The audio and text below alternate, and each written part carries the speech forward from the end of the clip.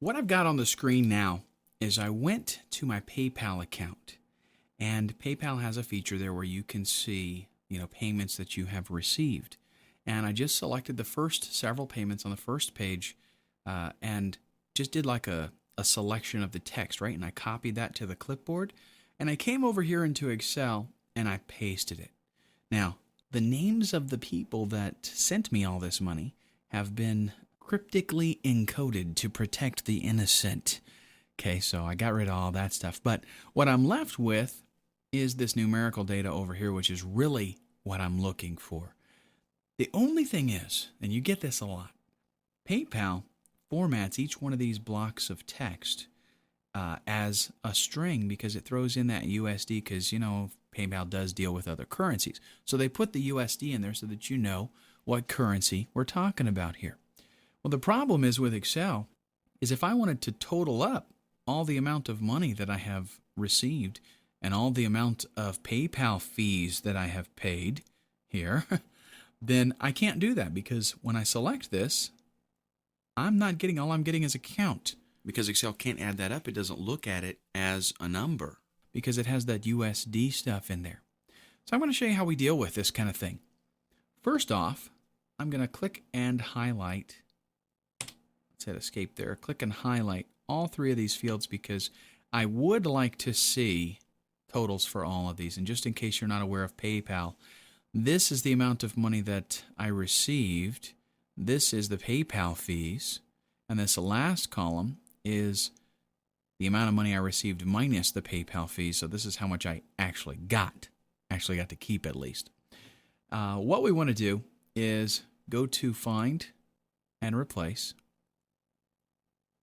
And what I'm going to do is type USD. First thing I got to do is get rid of that USD.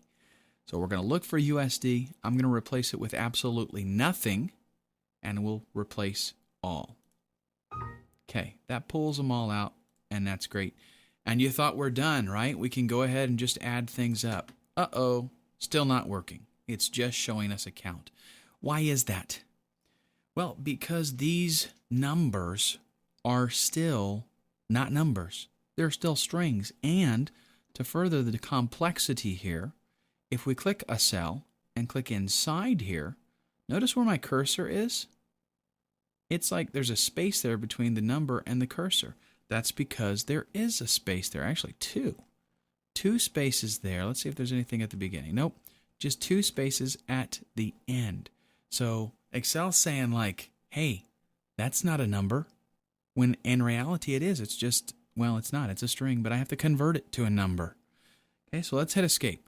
How are we going to get rid of those two spaces? Because when you go in here and you go find and replace, you try putting two spaces in this field. Like just put a couple of spaces and click replace. And it's going to say, hey, I didn't find anything. It doesn't really know how to use that kind of searching capabilities. So instead, we've got to strip that stuff out.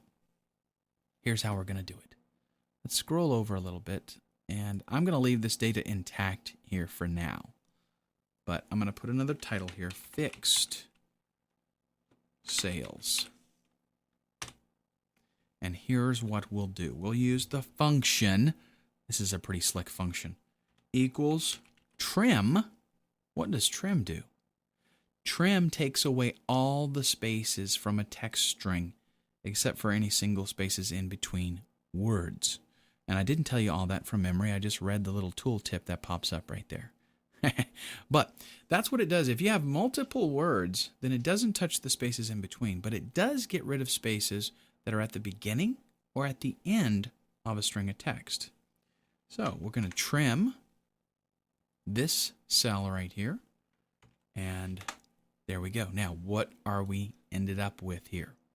Well, it's still not a number because it's got that $ sign and it's not formatted as a dollar. But I'll show you how we can fix that later. For now, let's click and drag and bring that down. And there are the cleaned up versions of our text. And in the next video, we'll take this to the next level.